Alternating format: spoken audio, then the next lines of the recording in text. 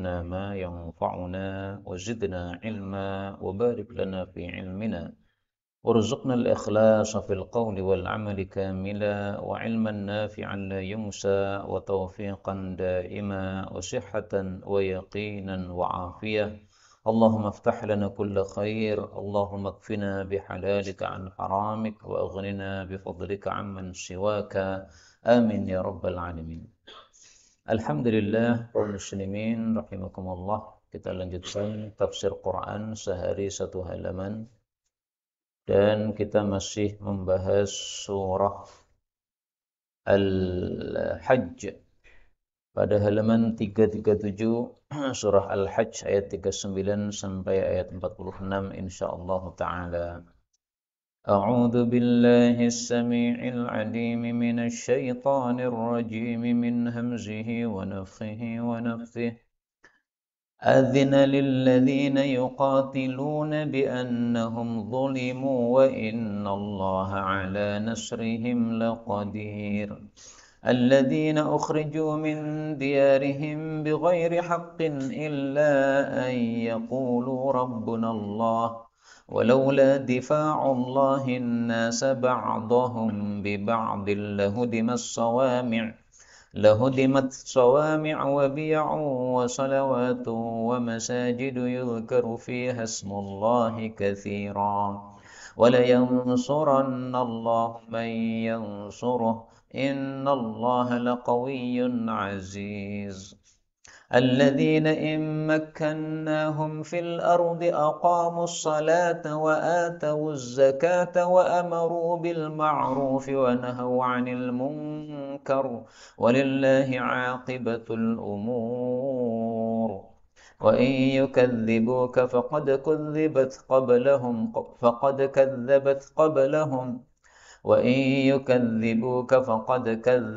قبلهم قوم نوح وعاد وثمود وقوم إبراهيم وقوم لوط وأصحاب مدين وكذب موسى فأمليت للكافرين ثم أخذتهم فكيف كان نكير. فكائن من قرية أهلكتها وهي ظالمة فهي خاوية على عروشها وبير معطلة وقصر مشيد. أفلم يسيروا في الأرض فتكون لهم قلوب يعقلون بها أو آذان يسمعون بها فإنها لا تعمى الأبصار ولكن تعمى القلوب التي في الصدور. الحمد لله رب العالمين. اللهم ارحمنا بالقرآن. آمين يا رب العالمين.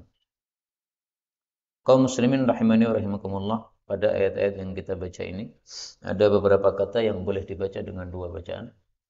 Yang pertama pada ayat 39, udhina boleh di dhammah, boleh di fathah, adhina. Kemudian yuqatalun boleh di kasrah taknya, yuqatilun.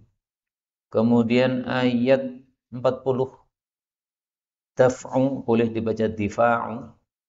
Huddimat, dalnya boleh tanpa tasydid, hudimat.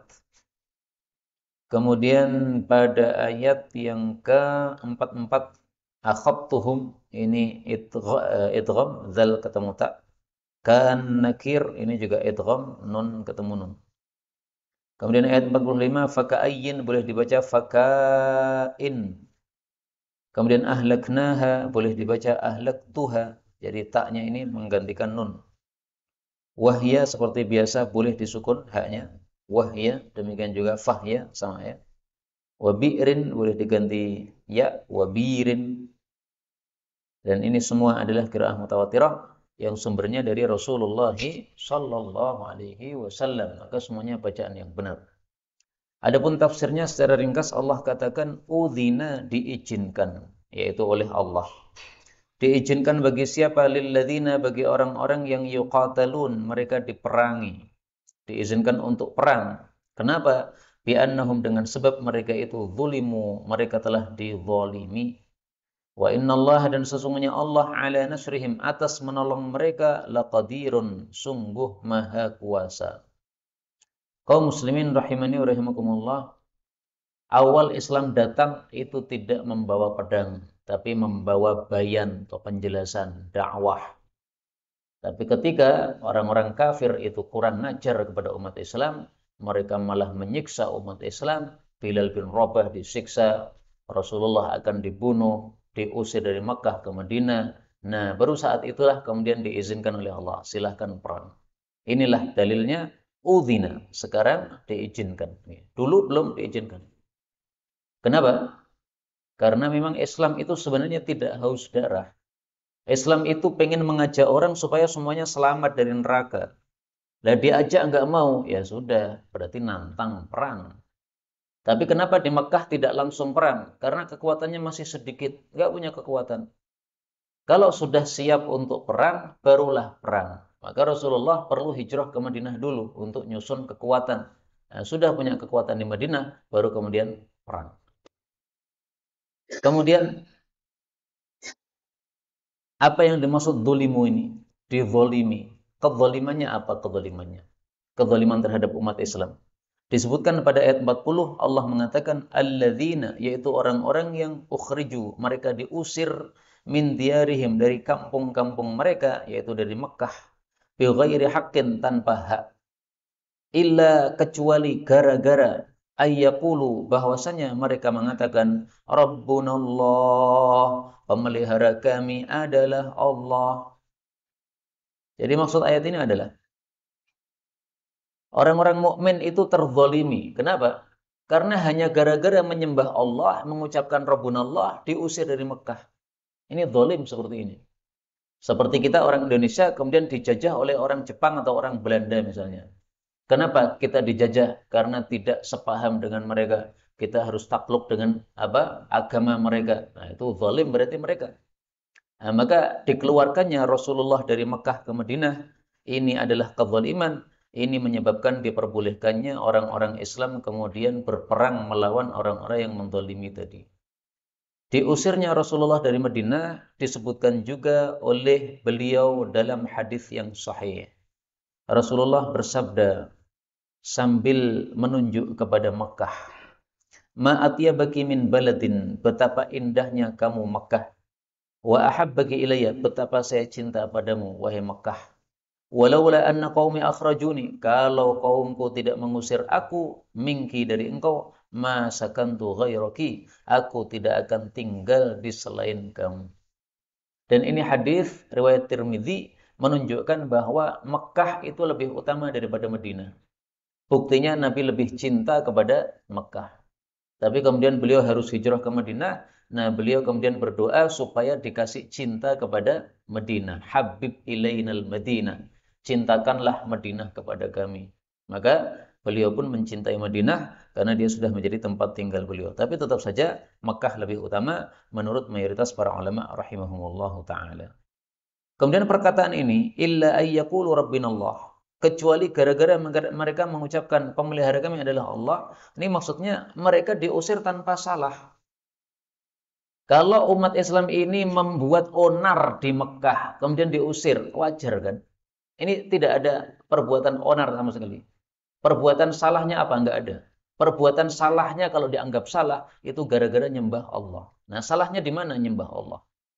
Maka kalimat ini semakna dengan kalimat yang lain pada surat Al-Buruj ayat 8 ketika Allah bicara tentang ashabul ukhdud, wa ma naqamu minhum illa ayyuminu billahil azizil hamid. Tidaklah mereka itu menyiksa ashabul ukhdud, yaitu orang-orang yang dibakar dalam parit itu, kecuali gara-gara mereka beriman kepada Allah. Beriman kok salah, kemudian dibakar. Apa salahnya beriman? Mestinya kalau memang mereka itu punya pendapat yang berbeda, menghargai pendapat yang lain, selesai, tidak perlu bakar-bakar gitu. Nah, demikian juga di sini, mereka ngusir kaum muslimin, padahal tidak ada perbuatan onar sama sekali, hanya karena beda agama saja kemudian mereka mengusir.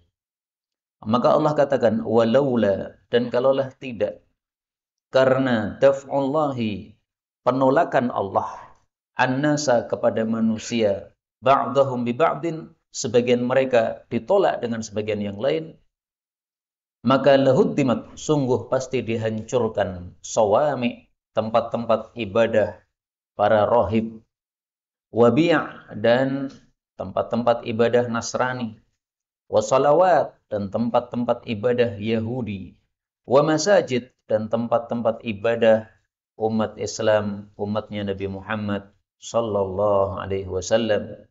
Yudhkaru yang disebut fiha padanya ismullahi nama Allah katsira yang banyak.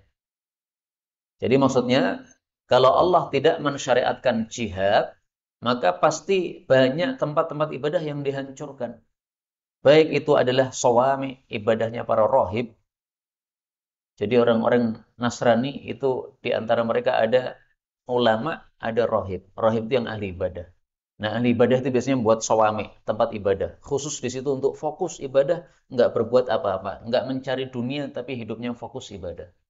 Contohnya misalnya kisah yang terkenal Jurej yang dituduh berzina itu. Nah, itu kan berada di Sauma'ah. Sauma'ah jamak dari sawami, tempat ibadah. Dituduh untuk berzina, pada dia ahli ibadah. Nah, itu sawami namanya. Kalau biya ini tempat ibadahnya orang Nasrani, salawat tempat ibadahnya Yahudi, masjid tempat ibadahnya umat Nabi Muhammad SAW. Tapi sebenarnya maksudnya sama, tempat-tempat ibadah. Tempat ibadah Nasrani yang dulu, yang masih pengikut Nabi Isa yang murni. Salawat itu tempat ibadahnya Yahudi yang masih murni, pengikut Nabi Musa yang dulu. Artinya ini adalah tempat-tempat yang baik, digunakan untuk ibadah kepada Allah Subhanahu wa Ta'ala. Nah, kalau tidak ada syariat jihad, ini semua tempat ibadah akan hancur. Kenapa? Karena orang benci kepada orang yang ibadah, akhirnya tempat ibadah dihancurkan. Tempat ibadah dihancurkan. Tempat ibadah dihancurkan. Allah tidak suka seperti itu, maka Allah syariatkan jihad. Jihad itulah yang disebut sebagai daf'ullahin nasa ba'dahum bi ba'din. Allah menolak sebagian orang dengan sebagian yang lain. Ada orang menyerang, nah maka umat Islam disuruh berjihad. Berjihad ini menolak keburukan orang-orang yang ingin merusak tadi. Nah, jadi syariat jihad itu tujuannya salah satunya supaya tidak ada kerusakan di atas muka bumi. Karena kalau tidak ada jihad, ya masjid rontok semua, roboh semua. Tempat ibadah semuanya roboh semuanya. Allah nggak suka seperti itu. Kemudian fadilah masjid adalah yulkaru fihi hasmullahi katsira. Nama Allah disebut padanya dengan banyak. Maka dari sini kita ketahui bahwa fungsi masjid itu yang paling inti adalah untuk mengingat Allah. Yulkaru fihi hasmullah. Sehingga silahkan sholat di masjid, baca Quran di masjid, pengajian seperti ini di masjid. Ini semuanya zikrullah. Jangan diletakkan di masjid sesuatu yang tidak termasuk zikrullah. Misalnya bicara bisnis di masjid, ini nggak benar kayak begini. Meskipun namanya ustadz ya, ustadz siapalah, apa Yunus, Yusuf atau siapalah. Kemudian di masjid bicara tentang apa? Bisnis, ya nggak benar. Ya bicara di masjid, bicara ibadah kepada Allah Subhanahu wa Ta'ala, ilmu agama, jangan ilmu tentang cari dunia.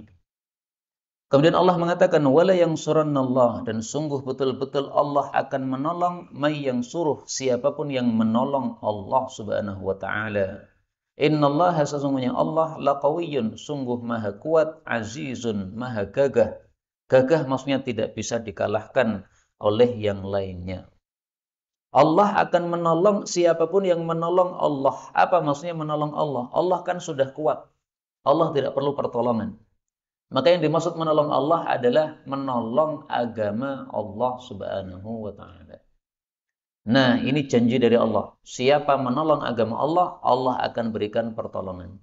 Pertanyaan, apakah kita sudah termasuk orang-orang yang menolong agama Allah? Renungan ini ya. Apakah kita sudah termasuk orang-orang yang dijanjikan oleh Allah dengan ayat ini? وَلَا يَنْصُرَنَّ مَن يَنْصُرُهُ. Maka jawabnya adalah, mari kita baca ayat berikutnya. Ini sifat orang-orang yang menolong agama Allah. Kalau sifat ini ada pada kita, berarti kita sudah termasuk orang-orang yang menolong agama Allah. Ayat 41. Alladzina, yaitu orang-orang yang in jika makkannahum, kami berikan tempat kepada mereka, atau kami berikan kedudukan kepada mereka, atau kami berikan kekuatan kepada mereka fil ardi, di muka bumi, maka aqamus salata, mereka menegakkan salat, wa atawuz zakata, dan membayarkan zakat, wa amaru bil ma'ruf, dan memerintahkan yang baik, wa nahau 'anil munkar, dan melarang dari kemungkaran. Walillahi dan hanya milik Allah aqibatul umur, akibat atau hasil akhir dari semua urusan itu akan kembali kepada Allah Subhanahu wa taala. Jadi di sini Allah menyebutkan 4 sifat orang-orang yang menolong agama Allah. Sifat pertama, aqamus shalah, menegakkan salat. Maka mari kita rajin ke masjid. 5 salat ke masjid berarti sudah termasuk aqamus shalah. Kalau tidak pernah ke masjid, jelas tidak termasuk aqamus shalah. Tidak termasuk orang-orang yang menolong agama Allah. Allah itu punya agama, agamanya ini harus disiarkan, ditampakkan. Karena kalau agamanya tidak ditampakkan, lama-lama akan hilang. Nah, salah satu cara menampakkan agama gimana? Adanya sholat 5 waktu. Maka dikumandangkan azan, sehingga orang semuanya tahu, oh ini ada agamanya Allah, ngajak untuk sholat. Kemudian kita berjalan dari rumah ke masjid. Nah, ini menampakkan perjalanan kita dari rumah ke masjid supaya orang tahu ini ada orang yang datang untuk ibadah kepada Allah Subhanahu wa taala. Orang kafir bisa jadi melihat kayak begitu setiap hari, lama-lama tertarik, Pak. Karena ada orang itu melihat tetangganya setiap hari datang ke masjid, kok kelihatannya hidupnya tenang, enak. Akhirnya ikut-ikutan, ikut agama dia. Pak uripmu kok kayak enak atau Pak? Padahal kita juga tidak kaya, tapi kelihatannya kok cerah terus wajahnya, enak. Nah, padahal dia orangnya kaya, tetapi hidupnya susah terus, wajahnya cemberut terus. Akhirnya dia ikut agamanya, ternyata tenang. Setelah masuk agamanya, masuk agama Islam, jadi tenang hatinya. Nah, aqamus shalah, menegakkan salat, termasuk menampakkan syiar Allah. Yang kedua, atuz zakah, membayarkan zakat. Dan ini mencakup 2, zakat mal, zakat harta, maupun zakat fitrah. Kalau zakat harta kan yang hartanya sudah mencapai nisab kan? Nisab harta sekarang sekitar 80 juta atau 75 juta. Jadi ingat-ingat yang sudah punya 75 juta dan sudah lewat 1 tahun. Ini sudah mencapai nisab wajib zakat. Zakatnya 1/40-nya. Maka 80 juta, zakatnya 2 juta saja. Nggak banyak. Masih sisa banyak banget nih. Kemudian zakat fitrah, nah itu untuk setiap orang, wajib setiap orang mengeluarkan zakat fitrah setiap Ramadan. Ya. Kemudian sifat yang ketiga amar ma'ruf, sifat yang keempat nahi mungkar. Dan sebenarnya amar ma'ruf nahi mungkar ini termasuk inti ajaran Islam sejak seseorang itu masuk Islam. Orang masuk Islam disuruh mengucapkan apa? Asyhadu an la ilaha illallah. La ilaha itu nahi mungkar. Meniadakan semua Tuhan yang disembah selain Allah. Berarti nahi mungkar. Illallah, hanya menyembah Allah. Ini berarti amar ma'ruf. Jadi secara tidak langsung Allah itu mengajarkan amar ma'ruf nahi mungkar sejak orang masuk Islam. Maka amar ma'ruf nahi mungkar termasuk inti ajaran Islam. Buktinya di sini disebutkan termasuk dalam 4 ciri-ciri orang menolong agama Allah. Menegakkan salat dan membayarkan zakat ini digandengkan terus oleh Allah sehingga para ulama menyebutnya sebagai qarinatan, 2 yang digandengkan nggak boleh dipisah. Sayyidina Abu Bakar di masa beliau menjadi khalifah, orang-orang tidak mau bayar zakat tapi masih mau salat. Maka kata Abu Bakar, la uqatilannahum. Betul-betul akan saya perangi mereka. Kenapa? Mereka memisahkan 2 kewajiban yang tidak boleh dipisahkan. Kamu dikasih oleh Allah badan, ini harus salat. Dikasih oleh Allah harta, ini harus zakat. Nah, dikasih dua-duanya kok cuma dilakukan satu tok. Ya nggak boleh. Kalau memang tidak mau zakat, jangan ngambil hartanya Allah. Diberi oleh Allah harta, diberi oleh Allah apa? Badan. Badannya harus salat, hartanya harus zakat. Dua-duanya harus dilakukan. Dan dari sini kita ketahui bahwa orang-orang yang ahli amar ma'ruf nahi mungkar, berarti mereka orang-orang yang mulia. Maka jangan sekali-kali memusuhi orang-orang yang ahli amar ma'ruf nahi mungkar. Kita yang tidak mampu amar ma'ruf nahi mungkar, maka hendaklah kita menyukai orang-orang yang amar ma'ruf nahi mungkar. Misalkan Habib Rizik, misalkan. Banyak kan orang-orang benci sama beliau. Saya heran, kenapa benci? Apa yang menyebabkan dibenci dari Habib Rizik itu apa? Nahi mungkar loh. Nahi mungkar termasuk inti ajaran Islam. Justru itulah orang-orang yang menolong agama Allah. Itulah orang-orang yang dijanjikan oleh Allah dalam hadis, dalam ayat ini. Nah, kalau kita belum bisa nahi mungkar seperti beliau, mestinya kita doakan beliau supaya nahi mungkarnya disukseskan oleh Allah Subhanahu wa taala, bukan malah memusuhi seperti orang-orang munafik. Nauzubillahi min syarri dzalik. Adapun akibatul umur ini ya, bagi Allah akibat seluruh urusan, maksudnya nanti semua kerajaan ini akan dibinasakan, akan dihancurkan oleh Allah, sehingga kerajaan kembali kepada Allah saja sendiri. Tidak ada raja selain Allah waktu itu, yaitu pada hari kiamat. Dan itu disebutkan dalam hadis yang sahih, riwayat Bukhari Muslim. Rasulullah SAW bersabda, Allah menggenggam bumi pada hari kiamat dan melipat langit dengan tangan kanannya. Lalu Allah mengatakan, Anal Malik aina mulukul ard. Sayalah raja, di mana dulu raja-raja bumi yang dulu congkak-congkak itu. Sekarang tidak ada lagi, semua kerajaan sudah kembali kepada Allah Subhanahu wa taala. Ayat 42. Wa in dan jika yukadzibuka mereka mendustakan engkau wahai Nabi, faqad maka sungguh kadzabat telah mendustakan juga qablahum sebelum mereka qaum Nuhin kaumnya Nabi Nuh, wa Adun dan kaum Ad kaumnya Nabi Hud, wa Thamud dan Thamud kaumnya Nabi Saleh, wa qaum Ibrahim dan juga kaumnya Nabi Ibrahim atau Ibrahim, wa qaum Lutin dan juga kaumnya Nabi Lut, wa ashabu Madyan dan juga penghuni-penghuni kota Madyan kaumnya Nabi Syuaib. Nah, ini semuanya adalah umat-umat terdahulu yang mendustakan nabi mereka, akhirnya dikirimi siksa oleh Allah. Maka maksud ayat ini adalah tasliyah. Tasliyah itu apa? Menghibur Nabi Muhammad SAW. Wahai Nabi, kamu sekarang didustakan, diusir, dikucilkan, diperangi, tenang saja. Gak usah takut. Kenapa? Nanti kamu akan dimenangkan oleh Allah. Karena Allah sudah punya konsep tadi. Wala yansurannallah may yansuru. Allah pasti akan menolong siapapun yang menolong agamanya Allah. Kamu termasuk menolong agama Allah, maka kamu pasti akan ditolong oleh Allah Subhanahu wa taala. Dan dari sini kita ketahui bahwa Nabi itu manusia biasa. Jadi bisa sedih juga. Makanya perlu ayat-ayat tasliyah, ayat-ayat yang menghibur beliau supaya beliau naik lagi maknawiyahnya atau mentalnya beliau, sehingga beliau jadi tidak susah, sehingga beliau jadi gembira di dalam mengemban risalah dakwah ini. Tidak perlu susah karena banyak yang memusuhi, tidak perlu susah karena dakwahnya ditolak. Karena yang paling inti dari dakwah itu sebenarnya kalau Allah menerima itu sudah selesai. Mau diterima, mau ditolak itu bukan urusan. Urusan kita hanyalah melakukan perintah Allah, kemudian Allah sudah menerima amal kita, sudah selesai. Termasuk juga para ustadz, para da'i, itu tidak penting apakah yang mendengarkan atau yang mengikuti banyak atau tidak, sangat tidak penting. Yang lebih penting adalah apakah Allah menerima dakwahmu. Kalau sudah diterima oleh Allah, sudah selesai masalah. Banyak nabi yang tidak punya pengikut. Kemarin sudah kita tampilkan dalilnya. Wan nabi walaysa ma'ahu ahad. Ada nabi tidak punya pengikut sama sekali. Nah, kalau nabi tidak punya pengikut dianggap tidak sukses dalam dakwah, kapan disebut sukses? Sukses itu kalau sudah diterima oleh Allah. Meskipun tidak diterima oleh manusia, nggak ada masalah. Karena kewajibannya cuma menyampaikan saja. Tentang tasliyah atau menghibur nabi, itu disebutkan dalam ayat yang lain. Linutsabbita. Surat Al-Furqan ayat 32. Kadzalika linutsabbita bihi fuadak. Seperti itulah supaya kami mengokohkan dengan Quran ini hatimu.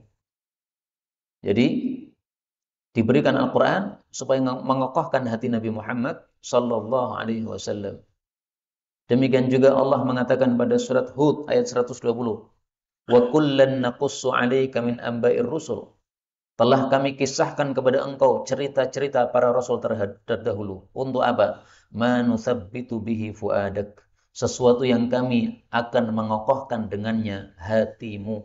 Jadi hatinya semakin kokoh, semakin kuat di dalam dakwah, sehingga tidak peduli terhadap siapapun yang mendustakan terhadap Nabi Yuna Muhammadun sallallahu alaihi wasallam. Dan inilah yang harus dilakukan oleh para da'i, hanya mengharap terhadap ridha Allah, adapun ridha manusia itu bukan urusannya sama sekali. Kemudian kaum Ad, ini disebut juga kaum Iram, sebagaimana disebutkan pada surat Al-Fajr, Irama Dzatil Imad. Apa bedanya Ad dengan Iram? Iram itu kabilah dari Ad. Jadi Ad itu besar, kemudian dari Ad itu ada kabilah namanya Iram. Misalnya orang Indonesia ini kan luas, nah, ada di situ ada orang Jawa. Nah, maka Iram itu seperti itu. Adapun Samud ini nama lainnya adalah Ashabul Hijr, penghuni-penghuni Hijr. Karena tempatnya disebut Hijr. Maka kadang disebut Samud, itu nama kabilahnya, kadang disebut Ashabul Hijr, itu nama tempatnya. Ini disebut pada surat Al-Hijr ayat 80. Adapun Madian, maka nama lainnya adalah Ashabul Aikah. Disebutkan pada surat Al-Hijr ayat 78. Nah, Madian itu adalah kabilahnya. Sementara Ashabul Aikah, ini tempatnya memang di situ ada Aikah. Aikah itu banyak pepohonan yang lebat-lebat. Nah, sehingga disebut Ashabul Aikah karena banyaknya Aikah atau pepohonan yang lebat-lebat itu. Kemudian Allah Subhanahu wa taala mengatakan wa kudziba Musa, dan didustakan juga Nabi Musa yaitu oleh Firaun. Fa amlaitu, lalu saya menunda, yaitu menunda penyiksaan lil kafirin, bagi orang-orang kafir, tsumma akhadtuhum, lalu kami menyiksa mereka. Fa kaifa, maka bagaimana, kana adalah nakiri, pengingkaranku terhadap orang-orang kafir tersebut. Jadi maksudnya mereka awalnya mendustakan, akhirnya diingkari oleh Allah. Bagaimana Allah mengingkarinya? Dengan menurunkan siksa. Allah tanyakan, fakaifa kana nakir? Kamu lihat bagaimana siksaanku kepada mereka? Maksudnya betapa dahsyatnya kan? Nah, maka maksud ayat ini adalah menyindir orang-orang kafir Mekah. Wahai orang-orang kafir Mekah, kamu apa enggak takut kalau akan disiksa oleh Allah seperti umat terdahulu? Disebutkan umat-umat ini. Karena umat-umat ini masih ada sisa-sisanya, bekas-bekasnya, bekas penyiksaan itu ada. Sehingga orang-orang kafir Mekah disuruh untuk mengambil pelajaran dari situ. Kalau kamu memang tidak takut, lanjutkan mendustakan Nabi Muhammad. Nanti akan saya siksa. Dan ternyata betul disiksa oleh Allah pada perang Badar. Banyak tokoh-tokoh mereka yang mati pada perang Badar tersebut pada tahun 2 Hijriah. Di sini Allah mengatakan, wa kudziba Musa fa amlaitu. Nabi Musa didustakan, lalu kami kasih tempo. Ini mengingatkan kita doa Nabi Musa alaihi salatu wassalam yang dikabulkan oleh Allah, tetapi dikasih tempo oleh Allah lama. Silahkan baca pada surat Yunus ayat 89. Doanya Nabi Musa adalah, wa qala Musa, berkata Nabi Musa, Rabbana tumis ala amwalihim. Ya Allah, hapuslah harta-harta mereka, washdud ala qulubihim, keraskan hati-hati mereka sehingga mereka tidak bisa beriman lagi kepada Engkau. Maka Allah menjawab, qad ujibat da'watukuma. Doa kamu sudah dikabulkan. Jadi begitu doa, Allah jawab, sudah dikabulkan. Tapi Allah pesan, fastaqima, istiqamahlah terus. Kewajibanmu adalah dakwah, terus dakwah, meskipun didustakan, terus dakwah. Wala tattabi'anni sabilal ladzina la ya'lamun, jangan mengikuti jalannya orang-orang yang tidak mengetahui. Salah satu tafsiran ayat ini adalah jangan tergesa-gesa mendapatkan pengkabulan doamu. Itulah orang yang tidak tahu. Terkabulnya doa itu terserah Allah. Kapan diberikan terserah Allah. Nabi Musa kan minta, ya Allah, hancurkan mereka. Allah katakan, saya kabulkan. Tapi apakah detik itu langsung dikabulkan? Langsung diturunkan siksa? Tidak. Terserah Allah, saya kabulkan. Oke, permintaanmu akan saya kasih. Tapi kapan? Nah, itu nanti terserah Allah. Sehingga nunggu, jangan tergesa-gesa. Maka saya bacakan di sini tafsir Jalalain. Berapa lama Nabi Musa nunggu untuk dikabulkan doa tadi? Ruya diriwayatkan annahu makatha ba'daha, bahwa Nabi Musa tinggal setelah doa tadi arba'ina sanah, 40 tahun lamanya, Pak. Jadi Allah sudah menjawab, ujibat, doamu sudah terkabul, tapi ternyata terkabulnya itu atau datangnya yang diminta itu 40 tahun lamanya. Nah, maka jangan kita tergesa-gesa kalau dalam berdoa itu. Berdoa itu terserah Allah. Allah mau kasih cash saat itu juga silahkan Allah. Allah mau kasih nanti setelah beberapa hari atau beberapa bulan atau beberapa tahun, terserah Allah. Allah mau kasih besok di surga juga terserah Allah Subhanahu wa taala. Maka orang itu, hamba itu tugasnya cuma doa. Udah. Ini doa ini mau dikasih oleh Allah atau tidak dikasih oleh Allah, bukan urusan kita. Urusan kita disuruh doa, selesai. Ya Allah, saya minta sebagaimana Engkau suruh saya untuk minta. Adapun dikasih atau tidak dikasih, urusan Allah Subhanahu wa taala. Makanya guru saya mengatakan, doauna litta'abbudi mahdhun. Doa kita kepada Allah semata-mata untuk ibadah kepada Allah. Jadi bukan untuk mendapatkan apa yang kita minta, sehingga kalau tidak dikasih maka kita berhenti berdoa. Enggak begitu. Itu namanya orang putus asa. Mau dikasih, mau tidak dikasih oleh Allah, doa terus minta kepada Allah Subhanahu wa taala. Kita lanjutkan.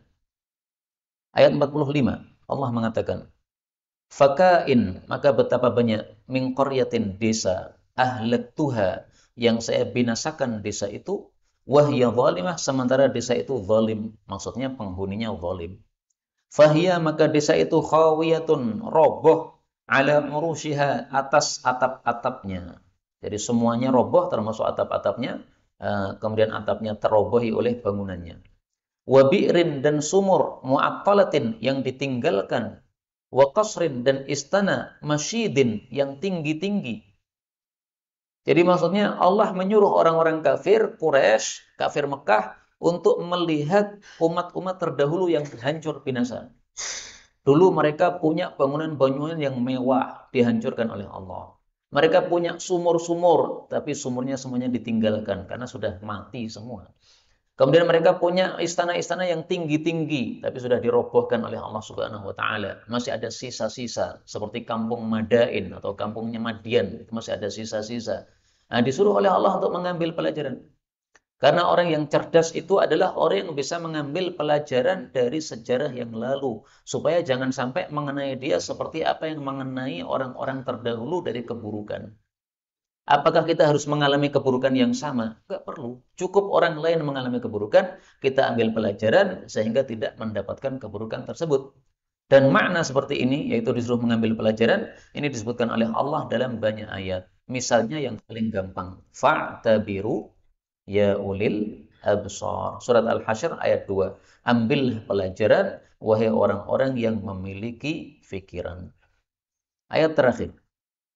Allah bertanya kepada orang-orang kafir Quraisy, "Afalam yasiru, apakah mereka belum berjalan fil ardi, di bumi? Fatakuna, lalu ada lahum bagi mereka qulubun, hati-hati, yaqiluna biha, yang mereka berakal dengan hati tadi, yang mereka berfikir dengan hati tadi. Au adhanun, atau mereka memiliki telinga-telinga, yasma'una biha, yang mereka mendengar dengan telinga-telinga itu. Fa innaha, maka sesungguhnya la ta'mal absar, tidaklah buta mata-mata, walakin, akan tetapi, ta'mal qulubu, buta hati-hati, allati fis sudur, yang ada di dalam dada-dada manusia. Jadi maksud ayat ini adalah orang-orang kafir Quraisy yang mereka sudah yasiru, yang sudah mereka berjalan di atas muka bumi, sehingga melihat sisa-sisa kehancuran umat terdahulu, disuruh ngambil pelajaran. Kamu kan punya hati kan, mikir dengan hatimu. Kamu punya telinga kan, sudah ada kan informasi umat-umat terdahulu yang masuk telingamu kan, ambil pelajaran. Jadi orang-orang Mekah tidak seperti kita, Pak. Kalau kita itu cuma mendengar ayat-ayatnya saja, tapi mata kita belum pernah melihat sisa-sisa peninggalan umat terdahulu yang dihancurkan. Nggak pernah melihat kita. Nah, sekarang kalau ada YouTube dan sebagainya, kita bisa melihat apa foto-fotonya ya. Tapi zaman dulu mana kita bisa melihat? Orang-orang kafir Mekah itu sudah lalu lalang seringkali melewati tempat sisa-sisa kehancuran umat terdahulu, sudah sering. Sehingga kalau mereka ngeyel tidak mau beriman, itu sudah keterlaluan. Ayat sudah dibacakan, sudah masuk telinga. Kemudian sisa-sisa kehancuran itu sudah mereka lihat dengan mata kepala, tapi nggak mau mengambil pelajaran. Kok bisa mereka melihat sisa kehancuran? Baca surat Quraisy. Allah mengatakan, ila fihim rihlatash syita'i was-shaif. Orang-orang kafir Mekah sudah biasa melakukan perjalanan di musim dingin menuju ke Yaman untuk bisnis. Was-shaif, musim panas, perjalanan ke Syam untuk bisnis. Nah, dari Mekah menuju Yaman, dari Mekah menuju Syam, ini seringkali mereka melihat sisa-sisa dari apa? Peninggalan umat terdahulu itu. Sehingga mereka mestinya ngambil pelajaran. Tapi nggak mau ngambil pelajaran. Nunggu sampai disiksa oleh Allah, yaitu pada perang Badar, baru kemudian mereka pada sadar. Ini terlambat kayak begitu. Kemudian kita ambil beberapa faedah dari ayat ini. Faedah yang pertama, qulubun, hati, yaqiluna biha, yang mereka berakal atau berfikir dengannya. Ini diambil pelajaran oleh para ulama, berarti akal itu tempatnya di hati, bukan di kepala. Memang ini masalah khilafiyah. Akal itu sebenarnya di mana? di hati atau di kepala. Nah, tapi ini dalil yang menunjukkan bahwa akal itu di hati. Karena Allah mengatakan qulubun ya'qiluna biha. Kemudian faedah yang kedua, Allah mengatakan di sini la ta'mal absar. Mata tidak buta. Apa maksudnya? Bukankah mata itu bisa buta? Maksud ayat ini adalah buta yang menyebabkan madharat terhadap agama itu bukanlah buta mata, tapi buta hati. Jadi buta mata betul-betul ada, tapi itu tidak madharat untuk agama. Yang bermadharat untuk agama kalau buta hatinya, sehingga meskipun sudah melihat bekas-bekas siksaan orang-orang terdahulu, matanya sudah melek, tapi hatinya nggak melek-melek. Akhirnya tidak mau beriman kepada Allah Subhanahu wa taala. Adapun orang yang mata kepalanya buta, tapi mata hatinya terbuka, maka dia tidak perlu untuk melihat bekas-bekas siksaan Allah tadi, sudah langsung beriman. Contohnya sahabat Nabi namanya Abdullah bin Ummi Maktum. Dia buta, nggak pernah melihat sisa-sisa peninggalan apa umat terdahulu tadi. Tapi begitu dibacakan ayat Quran, dia langsung terbuka hatinya iman kepada Allah Subhanahu wa taala. Maka terakhir dari ayat ini kita ambil pelajaran pentingnya hati untuk dirawat. Karena inti kehidupan manusia bukan pada mata kepalanya maupun yang lain, tapi pada hatinya. Kalau hatinya bagus, maka semua anggota tubuhnya ikut bagus. Betapa banyak orang yang buta, tapi karena hatinya bagus, maka butanya tidak masalah sama sekali. Imam Tirmidzi itu buta beliau. Imam Ibnul Jazari, penulis seorang ulama ahli qiraat yang nomor 1, Ibnul Jazari. Itu orangnya buta itu, Pak. Tapi dia bisa nulis kitab ya, yang terkenal di mana-mana, dibaca oleh orang barat maupun orang timur. Beliau termasuk orang Maghrib, orang barat, Maroko dan sejenisnya sana. Tapi kitabnya dibaca seantero dunia. Masyrik orang timur, termasuk Indonesia ini timur, ini juga membaca kitabnya beliau Al-Imam Ibnul Jazari rahimahullahu ta'ala. Maka kalau kita membaca Quran, kita akan pakai ilmu tajwid kan. Nah, ilmu tajwid sumbernya dari mana tuh? Ibnu Jazari yang menulis kitabnya ilmu tajwid yang tersebar ke seluruh dunia itu. Maka setiap kita membaca Quran, pahala ngalir sama beliau. Padahal orang buta.